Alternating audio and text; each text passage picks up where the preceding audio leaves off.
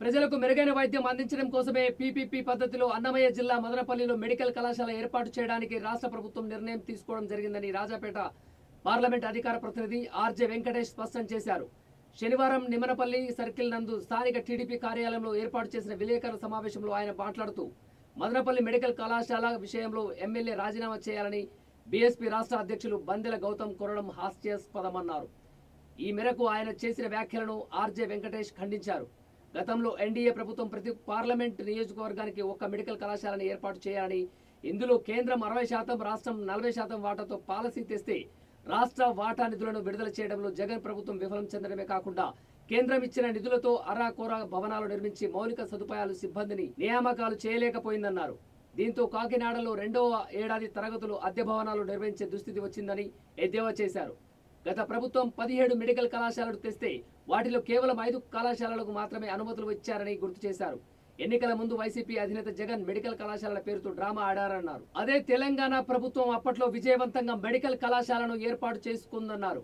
July 15న medical council of India సరైన భవనాలు, వసతి సౌకర్యాలు లేవని నిరాకరించిందని పేర్కొన్నారు. తెలుగుదేశం కూటమి ప్రభుత్వం వచ్చిన తర్వాత రాష్ట్రం ఆర్థికంగా లోటు బడ్జెట్లో ఉన్న పబ్లిక్ ప్రైవేటు భాగస్వామ్యంతో మెడికల్ కళాశాలలు ఏర్పాటు చేయడానికి నిర్ణయం తీసుకోవడం జరిగిందని వెల్లడించారు.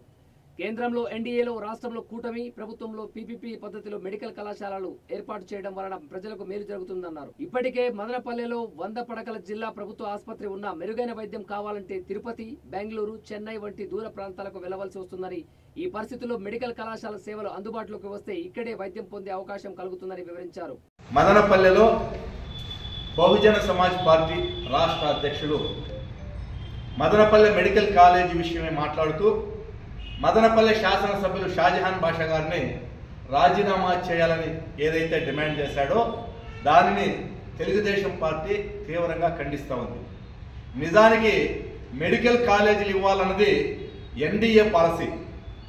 అప్పట్లో ఉన్నటువంటి ఎన్డీఏ గవర్నమెంటు ప్రతి పార్లమెంట్ నియోజకవర్గానికి ఒక మెడికల్ కాలేజీ ఇవ్వాలని నిర్ణయం తీసుకుని రాష్ట్రాలకు ఒక సర్క్యులర్ పంపించింది.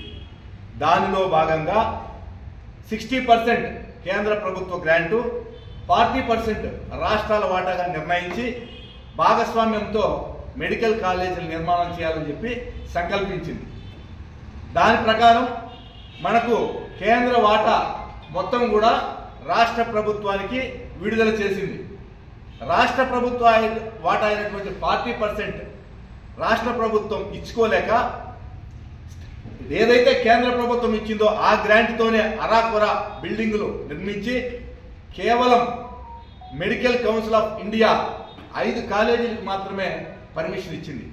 అంటే మనకు రాష్ట్రంలో 17 మెడికల్ కాలేజీలు శాంక్షన్ అయితే మనము ఇన్ఫ్రాస్ట్రక్చర్ చూపించలేని కారణంగా, సకాలంలో భవన నిర్మాణాలు పూర్తి చేయలేని కారణంగా, బోధనేతర సిబ్బంది లేరనే కారణంగా కేవలం 5 మెడికల్ కాలేజీలకు పర్మిషన్ ఇస్తే అందులో కూడా ఈరోజు కాకినాడ మెడికల్ కాలేజీకి మొదటి సంవత్సరం జరిగి 2వ సంవత్సరం గదులు లేక అద్దె భవనాల్లో జరుపుకునే పరిస్థితి వచ్చింది.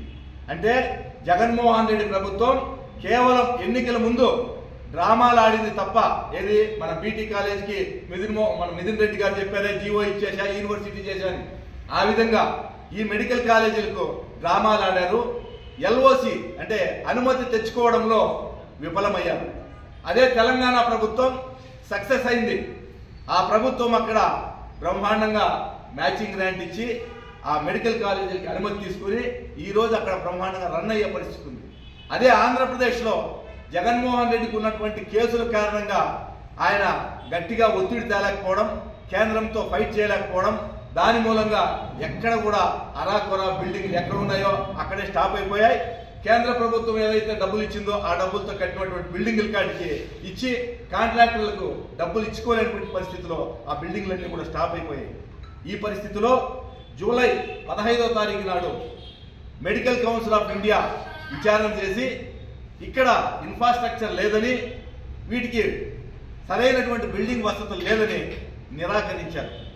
ఈ సందర్భంలో ఎక్కడి కాలేజీలు అక్కడ నిలిచిపోయిన తర్వాత తెలుగుదేశం ప్రభుత్వం వచ్చిన తర్వాత వీటిని ఏ విధంగా అయినా సరే కొనసాగించాలన్న ఉద్దేశంతో ఆర్థిక లోటు ఉన్న పీపీపీ పబ్లిక్ ప్రైవేట్ పార్ట్నర్షిప్ భాగస్వామ్యంతో ఈ మెడికల్ కాలేజీలను రన్ చేయాలనే ఉద్దేశంతో ప్రభుత్వం నిర్ణయం తీసుకుంది. ప్రభుత్వ నిర్ణయాన్ని ఎవరు కూడా తప్పుపట్టలేదు. ముఖ్యంగా ఎన్డీఏ ప్రభుత్వం మా కూటమిలో చంద్రబాబు నాయుడు గారు ప్రజలకు ఏది మేలు చేయాలో అది చేయడానికి సిద్ధంగా ఉంటారు. పీపీపీలో మేలు జరుగుతుంది తెలిసిన తర్వాత ఖచ్చితంగా ఆ విధమైనటువంటి నిర్ణయం తీసుకుంటారు. అంతేకాదు ఈరోజు చూడండి, మదనపల్లె ప్రభుత్వ ఆసుపత్రి, ఏరియా ఆసుపత్రి, 100 పడకల ఆసుపత్రి అయినా ఒక చిన్న యాక్సిడెంట్ అయితే తిరుపతికి రెఫర్ చేస్తారు, లేదు వేలూరుకి రెఫర్ చేస్తారు. అదే పీపీపీ పద్ధతిలో పోతే అక్కడికి పోయే పరిస్థితి లేకుండా మెరుగైనటువంటి వైద్య సౌకర్యాలు అందుతాయి.